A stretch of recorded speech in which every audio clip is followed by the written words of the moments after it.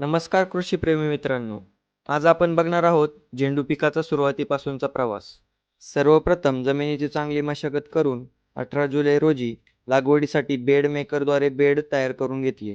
कारण फुलं घटस्थापना व नवरात्री सीझनला तयार व्हावीत आणि त्यावेळी चांगला भाव मिळून नक्कीच जास्त फायदा होईल, हा मुख्य उद्देश होता. नंतर 22 जुलै रोजी ड्रीप अंथरून बेडला मल्चिंग लावून घेतले.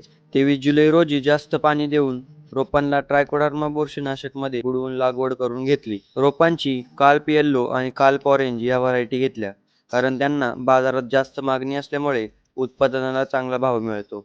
लागवडीनंतर ट्रायकोडर्माच्या वापरामुळे मर रोग आढळला नाही, तरीही ॲक्ट्रा आणि सापची फवारणी घेऊन सुरुवातीच्या किडी आणि रोगांवर नियंत्रण मिळवलं. 4 ऑगस्ट रोजी दुसरी फवारणी इमामॅक्टिन आणि एमिस्टोरटॉपची करून पिकाला मायक्रोन्यूट्रिएंट दिले. त्यामुळे पिकाची वाढ आणि रोगप्रतिबंधक क्षमता सुधारली. 7 ऑगस्टला पहिलं खत दिलं 24-24-0. त्यामुळे पिकाच्या वाढीला गती मिळाली. 13 ऑगस्ट रोजी मातीसाठी फायदेशीर असणाऱ्या बॅक्टेरिया आणि जास्त काळ खतांचे विघटन होण्यासाठी PSB आणि ॲक्झेटोबॅक्टर ड्रिपद्वारे दिले. त्यामुळे पिकाला जास्त फुटवे आणि मुळांची वाढ मजबूत झाली. 22 ऑगस्ट हा दिवस महत्त्वाचा. त्या दिवशी फवारणी केली इमामॅक्टिन आणि नीम ऑइल, ज्यामुळे फुलांवरील किडीचं नियंत्रण मिळालं. तसेच फोलिको गोल्ड आणि ह्युमिक ॲसिडचे ड्रेंचिंग केलं. त्यामुळे मुळांची वाढ होऊन पीक ताजेतवाने राहिले.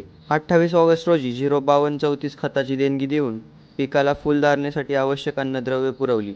त्यानंतर 7 ते 8 दिवसांनी PSB आणि KMB बॅक्टेरिया दिला, ज्यामुळे फॉस्फरस आणि पोटॅश उपलब्ध होऊन पिकाला खताचे अप्रतिम रिझल्ट मिळाले.